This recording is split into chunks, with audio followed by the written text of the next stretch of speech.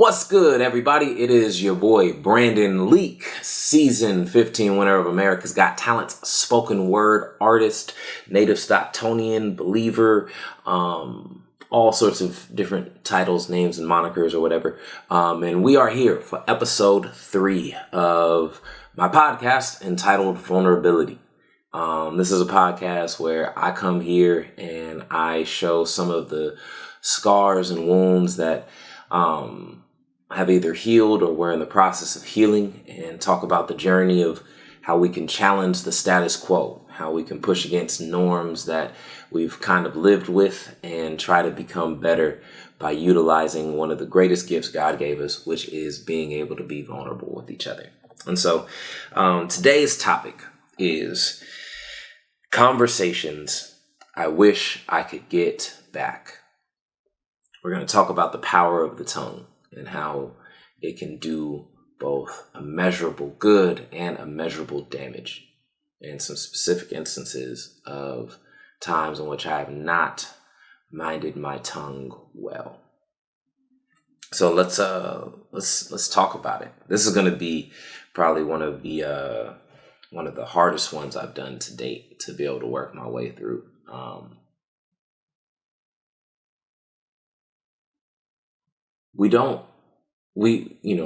We have our idioms or our sayings where we talk about like, oh yeah, or we talk about the value of words or the disvalue of words. Because, I remember growing up and, people would say sticks and stones may break my bones, but words may never hurt me. And that's just not real. It's just not true. Words can inflict wounds that'll last far longer than any physical damage that we can do to somebody. I've seen people have complete and utter confidence in themselves and then be shattered to pieces by 3 or 4 words that somebody shared with them. And if we don't mind our tongues well, we can end up being the very thing that destroyed a very beautiful soul. And so I want to talk about some moments where I didn't mind my tongue well. And it's both with things I said and with things that I did not say. So, I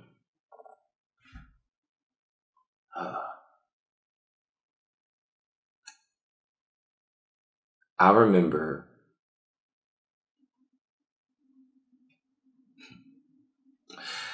the year 2015. I was a part of Sacramento Slam team, and this was the year in which the country had legalized gay marriage. And I myself was in a place where I was just leaving a very conservative Christian university, and I carried a lot of the very stereotypical Christian tropes about LGBTQIA community and didn't really understand a lot of the ignorance that I had towards these people.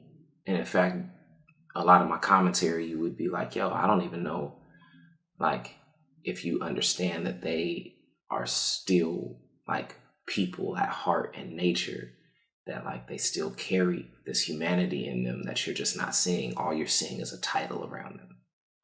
And I remember I made a Facebook post and I just simply stated my disagreement with it, because biblically it talks about, how marriage is between like a man and a woman. And I remember having one of my really good friends, Rebecca, send me a message, and how much my post had done a lot of harm to her.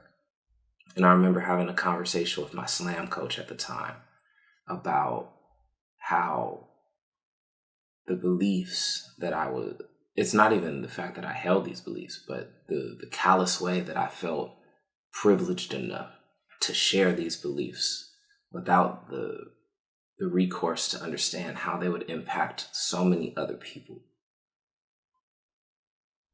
I remember sitting back and having to swallow a deep pill of pride and grow in humility to understand, you're having a commentary on a group of people that you know very little to nothing about. You are talking about a legality within a country that is not run by your belief system, not run by your religion, that honestly a lot of people in your religion still end up having constant debate and fight over, right? And your legalism within your Christianity is now wanting you to rob people of an opportunity to do what God has given them the free will to do, which is live as they choose and to act on the love that they feel, right? Whether you agree with it or not, you're trying to now police people by a religious viewpoint that they have not adhered themselves to.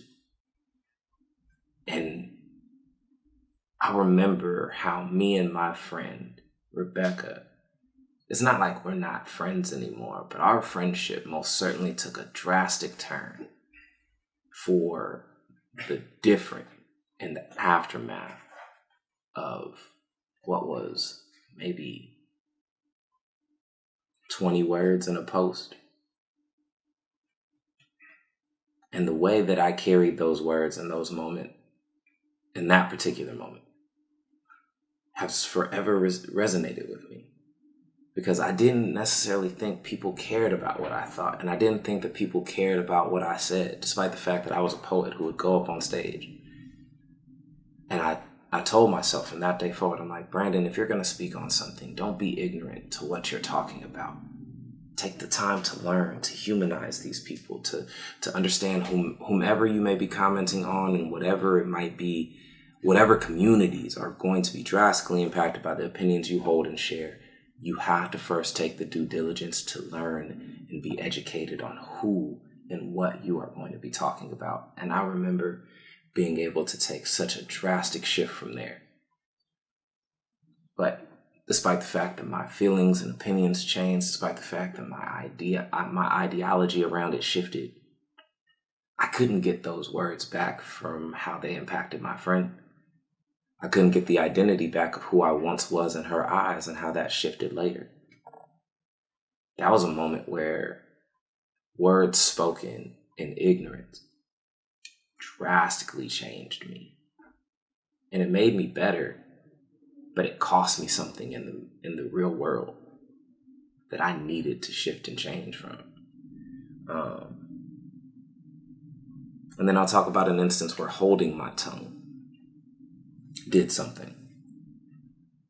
I remember being in a room full of people who I admired and hearing them talk about somebody else who I knew.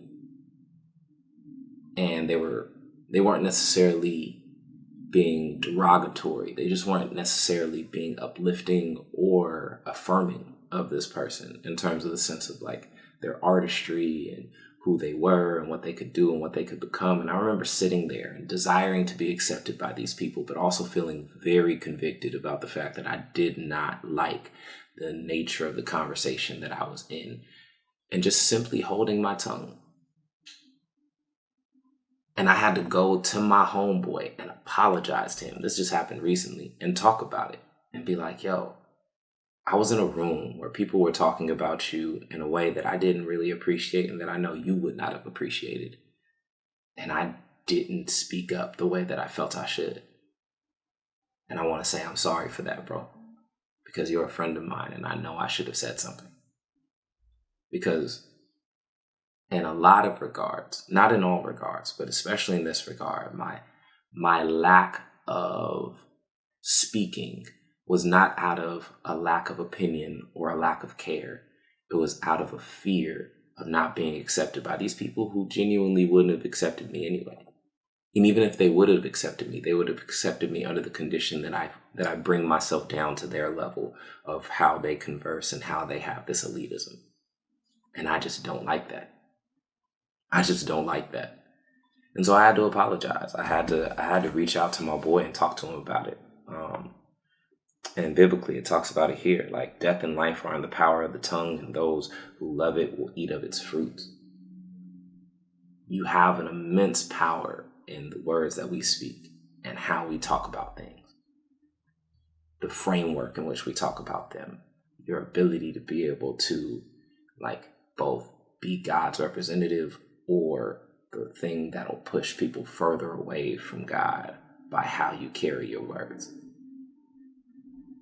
And you'll never be perfect. You'll never be able to bat 1,000 with the whole thing, right? But if you just take the time to be able to reason with your thoughts a little bit longer, to be able to understand that, once these words come from my lips or once these words go onto the screen, they will forever exist with whomever are hearing them in this moment.